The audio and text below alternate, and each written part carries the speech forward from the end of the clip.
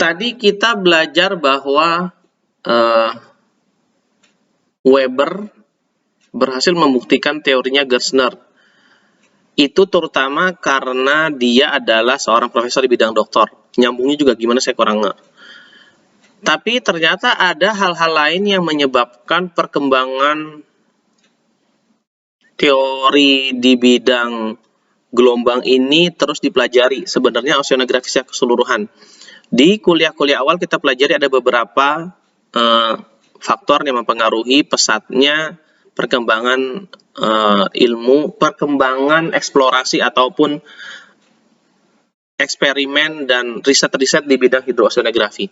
Nah, sekarang ada satu lagi yang pada saat itu membuat perkembangan ilmu itu semakin melesat.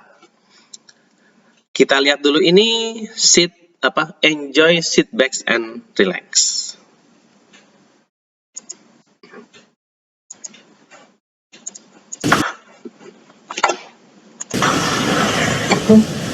Ada yang pernah nonton film ini? Kita lihat.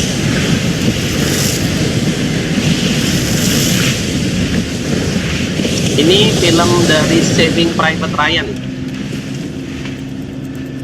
Yang disebut D-Day, di mana pasukan Amerika turun di daerah pantainya Prancis. Nah, adegan ini menceritakan kondisi pada waktu si pasukan Amerika ini turun di pantai tersebut.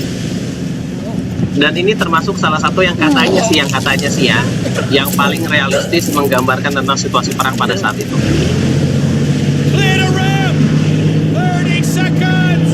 Kalian lihat ya.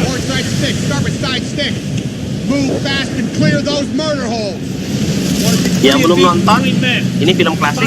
Mungkin kalau ada waktu kosong silahkan ditonton. Mau waktu masih di rumah juga.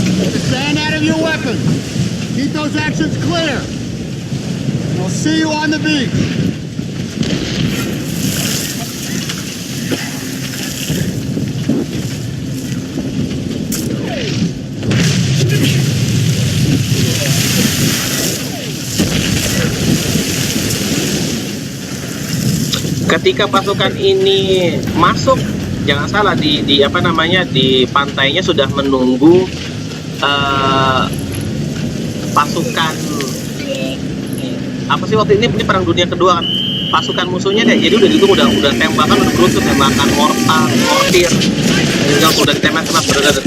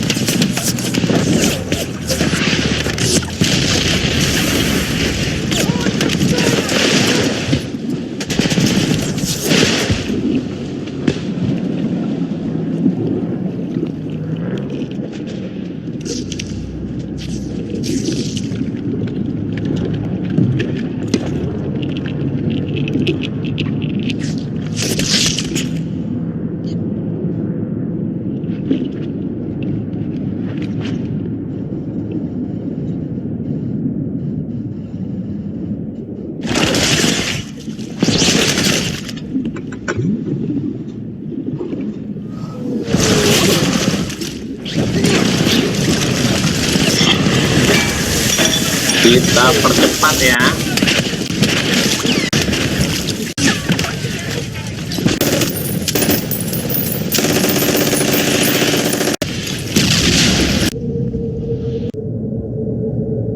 Oke, kita cukupkan dulu di sini nontonnya.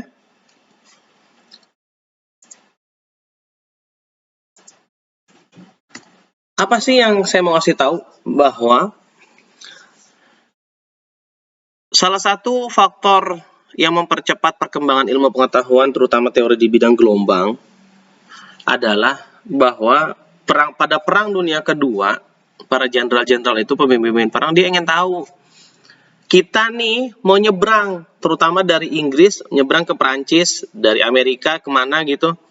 Kita ingin tahu kondisi laut ketika pasukan kita tuh akan pergi ke sana gitu.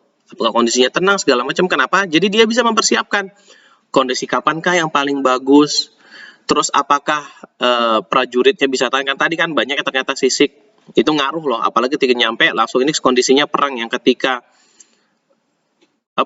kelalaian sedikit pun atau ya ketidakkonsentrasian sedikit pun itu bisa menyebabkan nyawa gitu.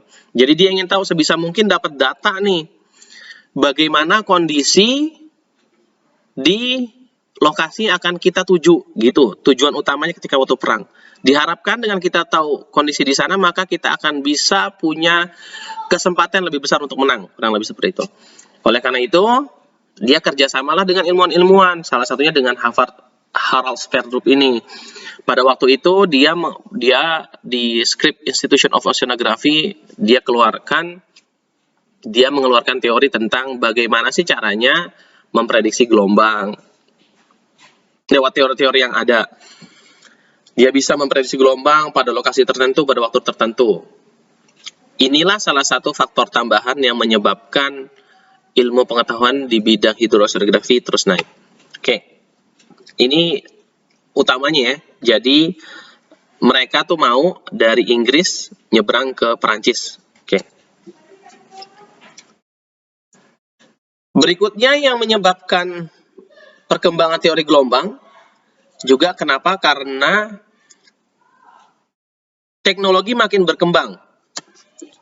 Jadi kita bisa ngukur gelombang, arus itu nggak cuma lewat nanti ada itunya, nggak cuma lewat pengamatan langsung, tapi juga lewat satelit. Bahkan sekarang beberapa titik tuh dipasang, emang ada alat wave gauge yang dipasang buat ngukur dia secara real time. Dan ternyata diketahui bahwa ya salah satu faktor utama untuk engineering itu adalah gelombang. Ini yang saya mau kasih tahu bahwa karena akibat perang itu si Amerika mengeluarkan nih buku nih, ini bisa dibilang primbonnya orang teknik lautan salah satunya ya, Shore Protection Manual, ada volume 1, volume 2. Tahun keluarnya tahun 1800-an akhir, luar biasa. Dan ini masih dipakai sampai sekarang. Nanti teman-teman bisa ngelihat ini di googling ataupun nanti di perpus universitas ada. Harus dimiliki ya, biar bisa dibaca. Oke. Nah, apa sih yang faktor pembangkitan gelombang? Seperti yang tadi dibilang, gelombang itu adalah gerakan naik turun yang berbentuk sinusoidal dengan ada gaya pembangkitannya. Nah, ada beberapa gaya pembangkitan yang bisa menyebabkan gelombang. Yang pertama adalah angin. Gelombang di laut yang nanti yang kita pelajari didominasi terutama oleh angin ini. Apakah ada faktor lain? Ada. Misalnya gaya gravitasi antar benda angkasa. Dia menyebabkan gelombang pasang surut. Di pertemuan sebelumnya kita bahas bahwa pasang surut itu sebenarnya ada gelombang juga kan. Dia juga naik turun, dia berbentuk sinusoidal. Tapi periodenya lebih panjang. Periodenya bisa 12 jam, bisa 24 jam lebih. Sementara kalau kita berbicara gelombang di laut, periodenya adalah detik. Jadi lebih cepat. Apalagi yang bisa menyebabkan gelombang, yaitu gempa bawah laut. Apakah itu dalam bentuk tektonik atau vulkanik. Bahkan, gerakan kapal yang berlayar pun bisa menyebabkan gelombang. Ini kurang lebih yang faktor pembangkitannya. Karena kita akan fokus ke masalah gelombang yang dibangkitkan oleh faktor angin. Karena dia yang paling dominan ya. Ada beberapa faktor yang mempengaruhinya. Yang pertama adalah kecepatan angin, kecepatan periode, dan fetch. Yang pertama kecepatan angin, jelas. Semakin kencang angin bertiup, maka semakin besar gelombang yang terbentuk. Berikutnya ada periodenya. Semakin lama angin berhembus, akan meningkatkan kecepatan dan panjang suatu gelombang. Make sense. Yang terakhir adalah fetch.